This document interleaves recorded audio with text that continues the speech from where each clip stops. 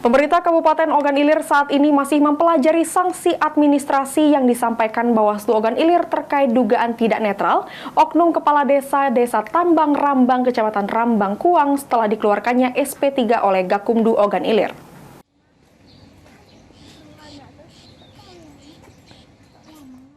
Asisten 1 Pemerintah Kabupaten Ogan Ilir Diki Salendra menerangkan bahwa saat ini pemerintah Kabupaten Ogan Ilir masih melakukan kajian dalam memproses secara detail apa yang disampaikan oleh Bawaslu Kabupaten Ogan Ilir tersebut tentang adanya dugaan pelanggaran tidak netral.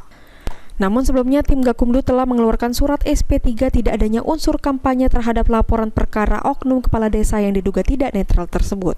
Sehingga dibutuhkan kajian dan proses mendalam menentukan pelanggaran administrasi yang dimaksud.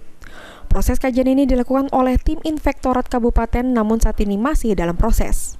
Asisten 1 Pemerintah Kabupaten Ogan Ilir Diki Salendra tidak memberikan penjelasan lebih lanjut bagaimana proses dalam penentuan sanksi tersebut. Nanti silakan ditanyakan hasilnya kepada Inspektorat Kabupaten Ogan Ilir.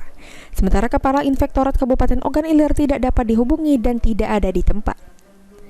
Ahmad Romawi, Pol TV.